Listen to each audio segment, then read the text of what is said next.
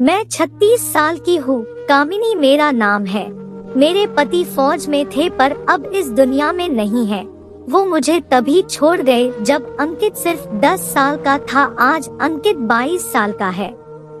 मैं अपने गांव में रहती हूँ अपने देवर के साथ। आज मैं आपके सामने एक ऐसी कहानी लेके आई हूँ जिससे आपको भी लगेगा कि क्या ऐसा भी होता है। दोस्तों, मेरे साथ यही हुआ, पर आज मैं आपके सामने अपनी पूरी कहानी सुनाऊंगी। मैं कोई लेखिका नहीं हूँ, मैं बस अपनी दिल के बात जो किसी को कह नहीं सकती मैं आपके सामने रखने की कोशिश कर रही हूँ। दोस्तों, आप ये समझे कि जिसका पति 26 साल में ही छोड़कर चला जाए उसका क्या हाल होता होगा। शायद आपने कभी किसी के दिल को टटोल कर कभी समझने की कोशिश नहीं की। दोस्तों, मुझे पता है कि तन्हाई क्या होती है। आपको तो पता है विधवा को ऐसे भी लोग शक की नजर से देखते हैं। तो मैंने कभी किसी मर्द से खुलकर बात नहीं की क्योंकि मुझे गलत बनाने में समाज को जरा भी टाइम नहीं लगेगा। इसलिए मैं अपने मन मार कर अपनी जवानी के कुछ साल को ऐसे ही बिता दिया जब तक कि मेरा देवर जवान नहीं हुआ। अब तो मेरा देवर अंकित बहुत ही हॉट और बॉडी बिल्डर हो गया है। दोस्तों, आज मैं आपको दिल खोल कर बताऊंगी कि उस दिन क्या हुआ था। दोस्तों, एक दिन रात को मैं खाना खाकर सोने गई और अंकित बाहर टीवी देख रहा था।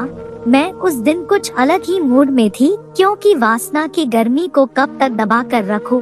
मैं अपने बेड पर लेटकर दरवाजा को सटा दी। कुछ देर लेटने के बाद तभी मुझे किसी के आने की आहट हुई और मैं दंग रह गई। अंकित मेरे सामने खड़ा था और मैं गलत हरकत कर रही थी। अंकित को मैंने कहा, तू ऐसे अंदर आ गया? तो अंकित बोला, भाभी मैं तो रोज रोज पर्दे के पीछे से खड़ा होकर देखता हूँ, आज अंदर आ गया तो क्या हुआ? मुझे बहुत गुस्सा आया। मैंने कहा, ऐसी तेरी हिम्मत कि तू अपनी भाभी को चुपके चुपके देखता है, तुझे शर्म नहीं आती? अंकित बोला, भाभी मुझे पता है कि आप ऐसा क्यों करती हो। अगर भैया होते तो आप ऐसा नहीं करती। मुझे पता है एक विधवा का क्या हाल होता होगा। मैं पढ़ा लिखा इंसान हूँ, मैं आपकी फीलिंग्स को समझ सकता हूँ। मैंने कहा, तुम चले जाओ मेरे कमरे से, मुझे अकेला छोड़ दो, और वो चला गया।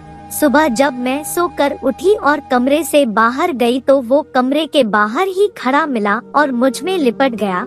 उसका हाव भाव ठीक नहीं था। वो समझ गया था कि मैं अभी बिन पानी मछली हूँ।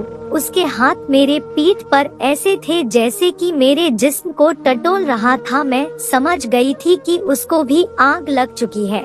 ऐसा लग रहा था वो रात भर नहीं सोया था, वो मेरी यादों में ही खोया था।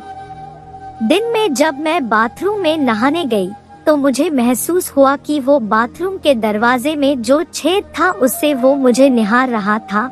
जब मैं साड़ी पहन रही थी अपने बेडरूम में तब भी वो बरामदे से ही झांक कर मुझे देख रहा था। अब उसकी निगाहें मेरे जिस्म पर थी। दोस्तों, 3-4 दिन बाद ही वो एक रात को पार्टी से आया था। वो शराब पिया हुआ था।